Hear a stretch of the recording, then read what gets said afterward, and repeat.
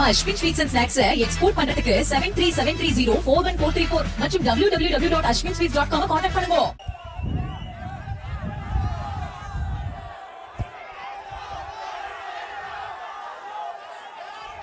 திமுகவில் வாரிசு அரசியல், குடும்ப ஆட்சி, இது தமிழ்நாட்டுக்கு தேவைங்களா? இந்த ஆட்சியில் முடிவு கட்டுவீங்களா? குடும்ப ஆட்சிக்கு வாரிசு அரசியலுக்கு முடிவு கட்டுகின்ற தேர்தல் சட்டமன்ற பொது தேர்தல். அதோட இன்றைக்கு நாட்டில் எவ்வளவு பிரச்சனை இருக்குது. இந்த பிரச்சனைலாம் இந்த துணை முதலமைச்சர் கனி இன்றைக்கு சென்னை தீவில் கார் பந்தயம் நடத்துறார். கார் பந்தயம் நடத்துறார். பல நூறு கோடி ரூபாயில மக்களுடைய வரிப்பணத்தில் கார் பந்தயம் நடத்துறார். இது தேவைங்களா? மக்களுக்கு எவ்வளவு பிரச்சனை இருக்குது. அதையெல்லாம் தீர்க்க மனசு வரல. இவர்கள் மக்களுடைய வரிப்பணத்தை ஊதாரித்தனமாக செலவு செய்கின்ற ஆட்சி மீண்டும் தமிழகத்தில் வர வேணுங்களா? சத்தமா சொல்லுங்க. இதுதான் இப்படின்னா திமுக எம்எல்ஏ ஒரு மருத்துவமனை நடத்துறார். அந்த மருத்துவமனையில் வறுமையின் காரணமாக பணத்தாசை காட்டி ஏழைகளை அந்த கிட்னி எடுக்கிறதுக்கு அழைச்சிட்டு போய் அங்க கிட்னியை முறைகேடாக எடுத்திருக்கிறாங்க. இதில் திராவிட முன்னேற்ற கழக ஆட்சியில் இப்படிப்பட்ட புகாரை விசாரிக்க வேண்டும் ஒரு குழு போட்டு அந்த எம்எல்ஏ மருத்துவமனைக்கு இந்த குழு போய் ஆய்வு செஞ்சு இந்த ஆய்வில் முறைகேடு நடைபெற்றது உண்மை என்று கண்டுபிடிக்கப்பட்ட பிறகு இதுவரைக்கும் நடவடிக்கை எடுக்கல. யாரு எம்எல்ஏ மருத்துவமனையிலே இப்படிப்பட்ட ஒரு முறைகேடு நடக்குன்னா இந்த ஆட்சி எப்படிப்பட்ட ஆட்சி? மோசமான ஆட்சி தானே. அண்ணா திமுக ஆட்சிக்கு உடனே இந்த கிட்னி முறைகேட்டில் ஈடுபட்டவர்களை சட்டத்தின் நிறுத்தப்பட்டு தகுந்த நடவடிக்கை எடுக்கப்படும். இன்னொன்று என்னன்னா, குமராபாளையம், நாமக்கல் மாவட்டம் குமராபாளையத்தில் இதே போல பணத்தாசு காட்டி கிட்னியை முறைகேடாக இருப்பதற்கு அழைச்சிட்டு போய் அவர்கள் அந்த ஆப்ரேஷன்லாம் முடிஞ்சிடுது. அவர்களும் திரும்பி ஒரு வருஷம் கழிச்சு பார்த்தா அந்த அம்மாவுக்கு உடம்பு சரியில்லை. போய் மருத்துவமனையில் ஸ்கேன் பண்ணி பார்த்தா கிட்னிக்கு பதிலாக கல்லீரல் எடுத்துட்டாங்க. கிட்னிக்கு பதிலாக எப்படிப்பட்ட கொடுமை பாருங்க. வறுமையின் காரணமாக உறுப்பை திருடுகின்ற அரசாங்கம் தேவையா? அதனால வந்திருக்கிற கழக நிர்வாகிகள் தொண்டர்கள் திமுக மருத்துவமனைக்கு போயிடாதீங்க. திமுக நடத்துகிற மருத்துவமனைக்கு போயிடாதீங்க. யாராவது போய் ஆபரேஷன் பண்ணி இருந்தா நேரடியாக ஸ்கேன் பண்ணி பார்த்துங்க உள்ள இருக்கிற உறுப்பு இருக்குதா இல்லையான்னு. இல்லைன்னா திருடிடுவாங்க. இன்னைக்கு திராவிட முன்னேற்ற கழகத்தில் 520 அறிவிப்புகள் வெளியிட்டாங்க.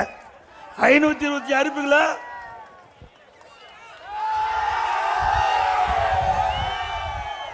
நான்கில் ஒரு பங்கு அறிவிப்பு கூட இது வரைக்கும் நிறைவேற்றல. முக்கிய அறிவிப்பு, திராவிட முன்னேற்ற கழகம் ஆட்சிக்கு வந்தா பெட்ரோல் டீசல் குறைச்சாங்களா? 100 நாள் வேட்டை திட்டி 150 நாளா உயர்த்தினாங்களா? ரேஷன் கடையில் கூடுதலாக சக்கரை ஒரு கிலோ போட்டாங்களா? கேஸ் சிலிண்டர் மாதந்தோறும் 100 ரூபாய் மானியம் கொடுத்தாங்களா? கல்வி கடன் ரத்து பண்ணாங்களா?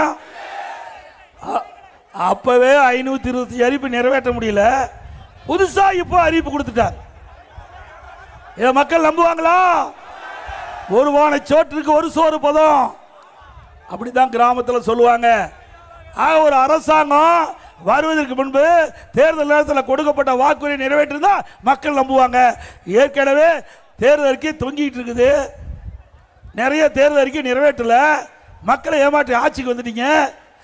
அந்த தேர்தல் அறிக்கையில் தூய்மை பணியாளர்கள் திமுக ஆட்சிக்கு வந்தா நிரந்தரம் செய்யப்படும் நிறைவேற்றல. சத்துணவு அமைப்பாளர் அவருடைய கோரிக்கை நிறைவேற்றல. விவசாயிய கோரிக்கை நிறைவேற்றல. அரசு ஊழியர்களுடைய கோரிக்கை நிறைவேற்றல. இப்படி நிறைவேற்றாதனால இவரெல்லாம் வீதியில் போராடுறாங்க. அப்படிப்பட்ட ஆட்சி தேவையா? மக்களை ஏமாற்ற ஆட்சி தேவையா? இன்னொன்று, எப்பொழுது பார்த்தாலும் ஸ்டாலின் சொல்றார், நாங்கள் ஆட்சிக்கு வந்த உடனே உரிமை தொகை கொடுத்தோம். நீ எங்க கொடுத்த? கொடுக்க வச்ச அண்ணா திமுக எடுத்த முயற்சியின் காரணமாக தான் இந்த 1000 உரிமை தொகை வந்தது என்பதை நேரத்தில் தெரிவித்து, அதோட இன்றைக்கு அதிமுக ஆட்சியில் எதுவுமே செயல்படுத்தல. என்று ஒரு கருத்தை சொல்லியிருக்காரு. அதிமுக ஆட்சியில் நிறைய திட்டங்களை கொண்டு வந்தோம். அருள்மிகு அருணாச்சலேஸ்வரர் திருக்கோயில் மத்திய தொழில்துறை கைப்பற்ற நினைத்த போது உச்சநீதிமன்றம் வரை சென்று வழக்கு போட்டு மீட்டெடுத்தவர் நம்முடைய இதயம் புரட்சி தலைவி அம்மா அவர்கள். அருள்மிகு அருணாச்சலேஸ்வரர் திருக்கோயில் 8 கோடி மதிப்பீட்டில் திருக்கோயில் குடமுழுக்கு விழா சிறப்பாக நடைபெற்றது. கிரிவலத்தை சீர் செய்ய 64 கோடி செலவு செய்த அரசாங்கம். அதே போல திருவண்ணாமலை நகரில் சுற்றுலாத்துறை மூலம் வருகின்ற பக்தர்கள் தங்க 123 அறைகள் கொண்ட சுமார் 32 கோடி ரூபாயில யாத்திரை நிவாஸ் கட்டப்பட்டது. அதே போல திருவண்ணாமலை அரசு மருத்துவக் கல்லூரி மற்றும் மருத்துவமனை வளாகத்தில் மகப்பேறு மற்றும் குழந்தைகள் நல சிகிச்சை பிரிவு கட்டிடம் 11 கோடி பணிகள் முடிக்கப்பட்டன. 50 பணிகள் கொண்ட ஐஸ் மருத்துவமனை 7 கோடி மதிப்பீட்டில் செய்யப்பட்டது. திருவண்ணாமலை மாவட்டத்தில் வரகா நதி கீழச்செய்யாறு கிள்ளியாறு உபவடிநிலைகளை 75 கோடியில் நிறைவேற்றப்பட்டது. அதோட மரபு சார்ந்த நீர்நிலை புனரமைக்க 21 கோடியில் 54 ஏரிகள் புனரமைக்கப்பட்டன. அதில் குடிமராமத்து திட்டம், இது விவசாயிகள் நிறைந்த பகுதி. நான் ஒரு விவசாயி, உங்களை பார்ப்பதே மகிழ்ச்சி அடைகிறேன். ஆக விவசாயி நாட்டுக்கு உணவளிக்கக்கூடியவர், இரவு பகல் பாராமல் உழைக்கின்றவர், வெயிலையும் மழையும் பொருட்படுத்தாமல் உழைக்கின்றவர், ரத்தத்தை வீர்வியா மண்ணிலே சிந்தி உழைக்கின்ற விவசாயி நன்மை பெற வேண்டும் என்பதற்காக எங்களுடைய அரசு நிறைய திட்டங்களை நிறைவேற்றணும். தொடர்ந்து அதிமுக ஆட்சி வந்தவுடனே இன்னும் பல திட்டங்கள் விவசாயிகளுக்காக நிறைவேற்றப்படும். அதிமுக ஆட்சி இருக்கும்போது 2 முறை விவசாயிகள் வாங்கிய பயிர்க்கடன் தள்ளுபடி செஞ்சோம். 2 முறை. 2016 அம்மா, 2021 12,100 கோடி விவசாயிகளுடைய கடன் தள்ளுபடி. விவசாயிகளுக்கு மும்முனை மின்சாரம் 24 மணி நேரம் விவசாயிகள் பம்பு சட்டை இயக்கலாம். இதெல்லாம் அதிமுக ஆட்சியில் கொண்டு வரப்பட்ட திட்டம். அதிமுக ஆட்சி வந்து நெல்லுக்கு உரிய விலை கிடைக்கும், கரும்புக்கு உரிய விலை உயர்த்தி கொடுக்கப்படும். மீண்டும் அதிமுக ஆட்சி வந்த உடனே விவசாயிகள் வாங்கிய பயிர்க்கடன் தள்ளுபடி செய்யப்படும். நிறைய திட்டங்களை இந்த மாவட்டத்தில் கொடுத்துருக்கிறோம். அதே போல திரு ஸ்டாலின் அவருக்கு தெரியலனா இதெல்லாம் அனுப்பி வைக்கிறோம். திருவண்ணாமலை மாவட்டத்தில் மட்டும் பல திட்டங்களை நிறைவேற்றிய அரசாங்கம் அதிமுக அரசாங்கம். இன்றைக்கு பல தாலுக்காக்கள் உருவாக்கி இருக்கிறோம், கோட்டங்களை உருவாக்கி இருக்கிறோம். அது மட்டும் இல்ல, நிறைய பாலங்களை கட்டி கொடுத்திருக்கிறோம். இப்படி பல திட்டங்களை கொண்டு வந்த அரசு அதிமுக அரசு என்பதை நேரத்திலே தெரிவித்து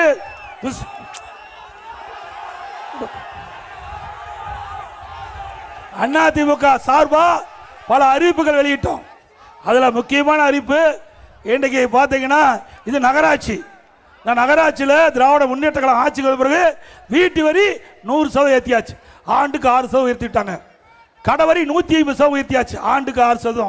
குப்பைக்கு வரி, குடிநீருக்கு வரி உயர்த்தியாச்சு. அதோட மின்கட்டணம் 52% உயர்த்தினாங்க, ஆண்டுக்கு 5%, 3 வருஷத்தில் 15%, 67% மின்கட்டணம் உயர்த்திட்டாங்க. இப்படி வரி மேல் வரி போட்டிருக்காங்க. உணவு தானியத்தை உணவுப் பொருட்களுடைய விலை வெண்ணெய் முட்டுகின்ற அளவுக்கு உயர்ந்து போச்சு. இதனால் மக்கள் பாதிக்கிறாங்க. பாதிக்கப்பட்ட மக்களுக்கு ஆறுதலாக அவர்களுக்கு தேவையான உதவிகளை செய்ய வேண்டும் என்ற அடிப்படையில் எல்லா குடும்பத்தையும் 10,000 ரூபாய் அவர் வங்கி கணக்கிலே செலுத்தப்படும். குடும்ப அட்டையில் உள்ள குடும்ப தலைவிக்கு 2,000 ரூபாய் மாதந்தோறும் வழங்கப்படும். நம்ம Ashwin sweets and snacks export பண்றதுக்கு 7373041434 மற்றும் www.ashwinsweets.com கான்டாக்ட் பண்ணுங்க.